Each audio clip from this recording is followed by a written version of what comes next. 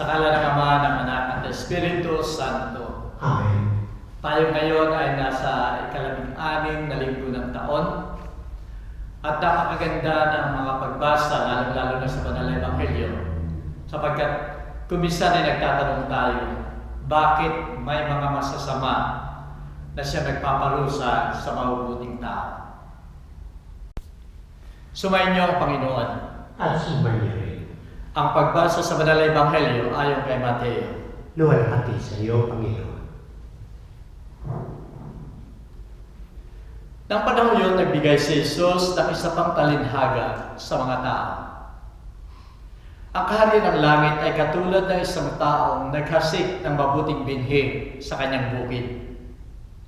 Samantalang natutulog ang mga tao, ay dumating ang kanyang mga kaaway at tagasik ng masamang damo sa pagitan ng mga trigo at umalis. Nang sumibol ang trigo at mamunga, ay lumitaw din ang masamang damo.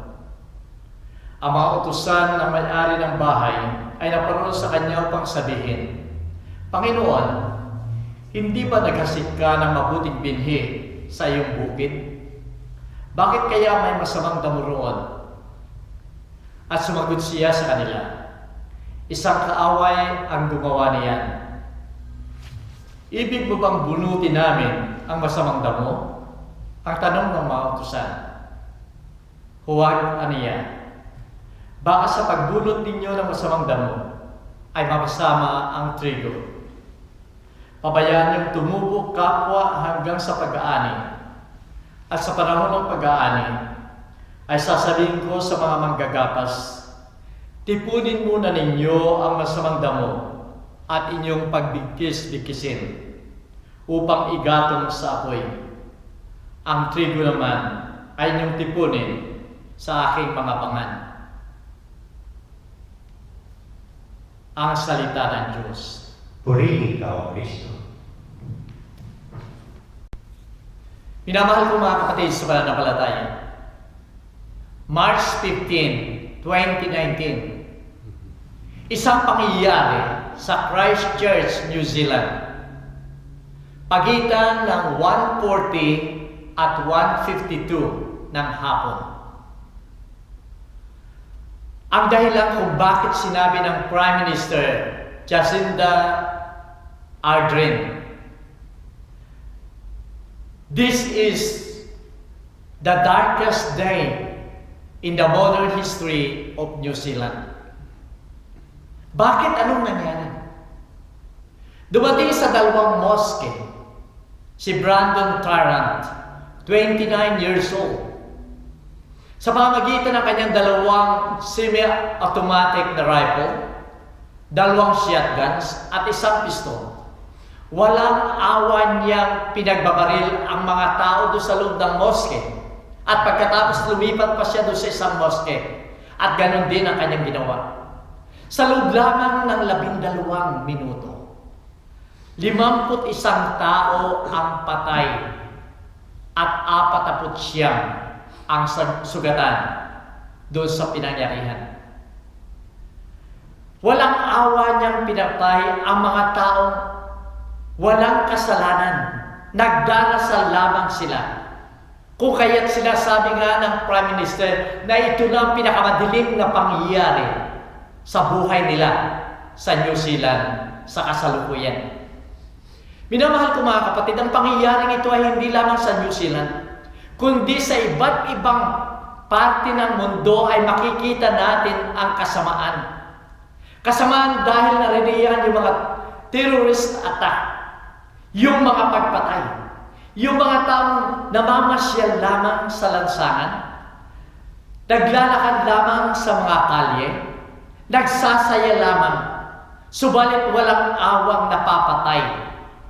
At dito natin masasabi nga na tunay yung kasamaan ay naggalat sa daigdig na ito. Sa Amerika halimbawa, ilang mga mass shootings ang nangyayari sa mga paaralan. Mga estudyanteng pumapatay na namamaril sa loob ng kanilang paaralan. At dahil dito, makikita natin na para bang talamak na nagkalat na ang kasamaan sa buong daigdig. At hindi lamang ito pagpatay o kasamaan sa pisikal na pamaraan. Dahil kung minsan ang pagpatay, patayin mo ang kalayaan ng tao, ay pinapatay mo ang tao. Patayin mo ang karapatan ng tao, ay pinapatay mo ang karapatan ng tao. Kung ito'y sinusupil mo ang mga tao, pinatitigil mo silang mabuhay sa dapat na nilang dapat gawin. At kung makikita natin ang lahat ng ito, kahit yung mga anak na mga pinatay, ay naroon din pinapatay mo sapagkat kung ang mga magulang ay pinatay mo, yung mga anak na yon ay pinapatay mo rin ang kinabukasan. Sa Pilipinas, halimbawa, ganun din ang nangyayari sa ating bansa. Kung minsan ay may mga namamatay na walang kadahi-dahilanan, mga drug addicts na pumapatay, o kaya dahil sa kapangyarihan ay pinapatay yung mga masamang tao, yung mga drug addicts. Ang lahat ng pagpatay, lahat ng pagkitil o pang-api, ang lahat ng ito ay kasamaan. At lahat ng nakaranas nito ay nagtatanong, nasaan ang Diyos? Bakit pinabayaan ng Diyos na mangyari ito? Bakit pinabayaan ng Diyos na mabuhay o kaya ay patuloy na namumuhay ang kasamaan sa daigdig na ito? Isang magulang ang naghihinagpis. Umiiyak siya. At siya nagsasabi na ang kanyang anak na pinatay ng isang drug addict ay napakabuting tao. Subalit, siya ay pinatay na walang kaawa-awa. At dito siya naghahanap ng katarungan. At kasabay ng pagtatanong, bakit pinabayaan ng Diyos na mangyari ito sa amin? Bakit pinabayaan ng Diyos na mamatay ang aking kaisa-isahang anak? Minamahal ko mga kapatid, ang kasanungang ito ay napakahirap sagutin.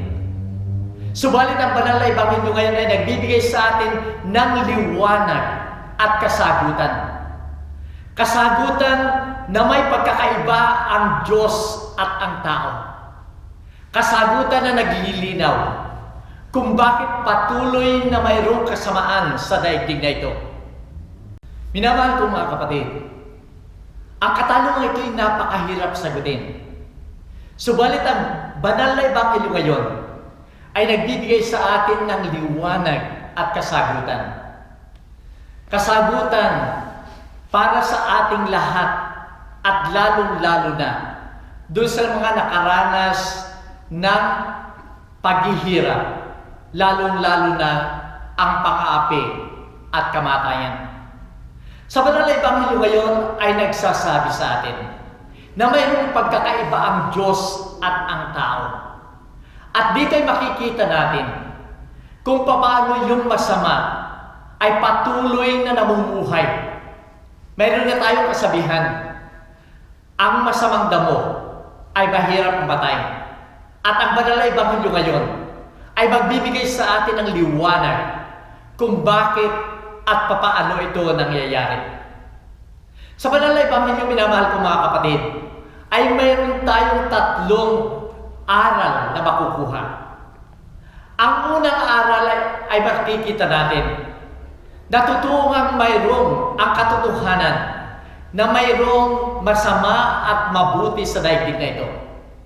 Subalit sa kabila ng lahat ng iyan, ang Diyos ay nagbigay lamang o naghasik ng mabuting binhi. Siya ay nagbigay sa atin, naghasik ng kabutihan sa puso ng lahat ng mga tao. Yun nga lamang, mayroong mga tao na naghasik ng masamang damo. Mga tao na nag-i-impluensya ng masama sa kabutihan ng tao. At dahil dito, ang mga taong ito ay nagiging masama rin sa kalaunan o sa bandang huli. Ang ikalawang aral o mensahe ng banal na ebanghelyo sa atin ay nagpapakita na iba yung pakikitungo ng Diyos sa makasalanan o nagkakasala o sama-sama. Iba kaysa sa pakikitungo nating mga tao. Para sa ating mga tao, Ang masama ay dapat patayin. Ang masama ay dapat supilin. Ang masama ay dapat patigilin sa simulang-simula pa lamang. Pero makikita natin sa talinhaga ngayon ng banal na ebanghelyo na hindi iba ang pagtingin at pakikitungo ng ating Panginoon sa mga taong ito. Sinabi niya na pabayaan ninyo, pinababayaan niyang mabuhay yung masama. At dito ay binibigyan niya ng pagkakataon. Binibigyan niya ng panahon. Ang masasama ay magbago. Katulad tayong mga tao ng mga ordinaryong magsasaka. Na kung tayo ay nagtanim at nakita nating may tumutubo ring masamang damo, sa simula pa lamang ay binubulot na natin ang mga damo yan upang huwag silang makasira sa mabubuting halaman, mabubuting binhi na ating inihasik. Subalit sa Panginoon ay iba ang kanyang pagtingin. Iba ang kanyang pagtanggap. Sapagkat pababayaan niya na mabuhay ang masamang damo kasama ng mabubuti. Subalit sinasabi pa rin niya na pabayaan ninyo siya na ito ay tumubo. Subalit sa bandang huli ay doon lamang sila ihihiwalay sa mabuting bunga, sa mabuting binhi. Minamahal ko mga kapatid, kung ang paghihintay ng ating Panginoon ay matagal man, pababayaan niyang maghintay siya ng matagal sapagkat naroon ang kanyang tunay na intensyon, ang kanyang tunay na pagligtas na magbago ang isang tao. Kung ito'y matagal, maghihintay pa rin ang ating Panginoon. Tignan natin ang isang pangyayari sa buhay ni Abraham.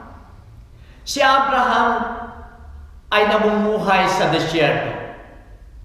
At isang hapon may nakita siyang isang tao doon sa malayo na papalapit at dadaan sa kanya. At nang dumaan sa kanya ay inanyayahan niya na doon na tumigil sa kanyang tahanan sa gabing yun, sapagkat dumidilim na. Nang siya naghahanda na ng kalanghapunan, sa pagkikwento noong isang traveler na yon, ay nalaman niya na itong taong ito ay sumasamba sa masama o kaya ay siya ay fire worshipper. At walang tanong-tanong pinalayas ni Abraham ang taong ito. Nang gabing yun lang siya natutulog. Ang Panginoon ay nagpakita sa kanya sa isang panaginip. At ang nagsabi sa kanya, Abraham, Abraham, bakit mo pinalayas ang taong yun? Ang sagot ni Abraham, Panginoon, pinalayas ko sapagkat hindi ikaw ang kanyang sinasamba. Ang sinasamba niya ay kasamaan. Dapat ikaw lamang ang kanyang sambahin sapagkat ikaw ay Diyos at ikaw ang kataas-taasan. Subalit sinabi ng ating Panginoon, Abraham, alam mo ba na ang taong ito'y pinagtitiisan ko na ng 80 taon at ako'y naghihintay sa kanyang pagbabago? Pero hindi mo man lamang siya pinagtiisan kahit isang gabi. Minamahal ko mga kapatid, ganito tayo kamahal ng ating Panginoon. Ganon ang pangunawa niya sa atin, na tayo ay pamulit-muling nagkakasala. Subalit umaasa niya siya, na sa tayo ay magkakasala, tayo pa rin ay magbabago. At itong hinihintay ng ating Panginoon. Kaya sinasabi nga sa isang salmo, ang Diyos ay butihin at mapagpatawad. Ang Diyos ay Diyos ng pagmamahal. Dahil dito sa kanyang pagmamahal, ay dumarating tayo sa ikatatlong aral ng banal na ebanghelyo ngayon, na nagsasabi dahil sa pagmamahal ng Diyos sa atin, siya ay makatarungan sa atin. Na kung tayo ay nagpapakabuti, ang lahat ng taong nagpapakabuti ay hindi niya pababayaan at patuloy niya itong bibigyan ng lakas. Bibigyan ng tunay na lakas upang makapagpatuloy sila sa kanilang kabutihan. Subalit napakaganda rin ang sinasabi sa banal na ebanghelyo na sa katapusan ay mayroong paghuhukom. At sa paghuhukom na yan at paghuhusga, ang lahat ng masama ay parurusahan. Kaya't napakalinaw na sinasabi dito, sa pag-aani ay sasabihin ko sa mga manggagapas, pagbigkis-bigkisin ninyo ang mga damo, at pagkatapos ay itapon ninyo, igatong ninyo sa apoy. Minamahal ko mga kapatid, ito ang tunay na pagmamahal ng Diyos sa atin, na tayo ay bibigyan pa rin niya ng biyaya kung patuloy tayo sa pamumuhay ng kabutihan. Ang Ebanghelyo ngayon, minamahal ko mga kapatid, ay may warning sa ating lahat, na kung tayo ay nagiging masama, ang ating Panginoon ay magpaparusa sa atin. Siya ang magtitipon sa atin. Siya ang magtatapon sa atin. Kung tayo nagiging masama o nagiging dahilan, o kaya tayo ang masamang damo na nagiging dahilan ng kasamaan ng ating kapwa, kung tayo ay masamang damo na nagiging dahilan upang ang mga ibang tao ay naaapi, mga tao ay naghihirap, lalong-lalo na dahil sa ating mga ginagawa. Katulad ng mga magulang na dahil sa kanilang pagmamalabis sa kanilang mga anak, sa kanilang asawa, sa kanilang pamilya, ay gagawa nilang apihin ang lahat ng mga ito. Sila ay parurusahan ng ating Panginoon. Kung may mga magulang pa rin na nagpapabaya sa kanilang pamilya, kung may mga magulang na hindi nila pinababayaan, na yung karapatan ng kanilang kapamilya ay magpatuloy at may sa buhay nila at magkaroon sila ng tunay na kaligayahan. Ang mga magulang na ito'y mananagot sa ating Panginoon. Kung sa iba't ibang sangay ng pamahalaan, sa iba't ibang opisina, kung tayo ay mayroong nasa taas tayo at patuloy tayo nagiging masaya, tayo ay nakakaranas ng karangyaan dahil sa pang-aapi sa mga tao sa ibaba. Kung hindi natin tinatrato ang mga tao na sa ating paligid ng patas at mayroon silang dangal, tayo ay nagiging sanhi ng kasamaan ng iba. At dito nga sinasabi ng ating Panginoon, bubunutin at itatapon sa apoy na hindi mamamatay. Subalit, napakaganda rin ng sinasabi ng ating Panginoon na kung tayo ay nagpapakabuti, tayo ay bibigyan ng ating Panginoon ng gantimpala. Sapagkat sinasabi niya, yung mabubuti, yung mga bunga ng mabubuting binhi, tipunin ninyo at ilagay ninyo sa aking bangan, na ang pagpapatuloy lamang na sa kabutihan, isasama na tayo ng ating Panginoon sa kanyang kaharian. Kahit sana minamahal ko mga kapatid, sa linggong ito ay tanungin natin, ako ba ay may kasalanan? Ako ba ay masama? Ako ba ay nagiging dahilan upang ang aking kapwa ay maging masama? Ako ba ay masamang damo para sa aking kapwa? At kung ito ay makikita natin, sana tayo ay magbago. Kung paano ang ating Panginoon ay naghihintay. Siya ay naghihintay na magbago ang makasalanan. Ganon din para sa atin. At kung tayo naman ay gumagawa na ng kabutihan, ang ating Panginoon ang magbibigay sa atin ng tunay na biyaya upang patuloy tayo na mamunga at makarating sa kanyang kaharian. Sumayin niyo ang Panginoon. At sumayin rin. Minamahal ko mga kapatid, sa pag-amin lamang natin na tayo nagkakasala, nagkakamali tayo, doon lamang tayo maaaring lumapit sa ating Panginoon at magbagong buhay. Alalahanin natin, ang ating Panginoon ay laging naghihintay sa atin. Tayo lumapit sa Kanya. At away pagpalain kayo ng makapangyarihang Diyos, Ama, Anak, at Espiritu Santo. Amen. Kumain tayo mapayapa. Salamat sa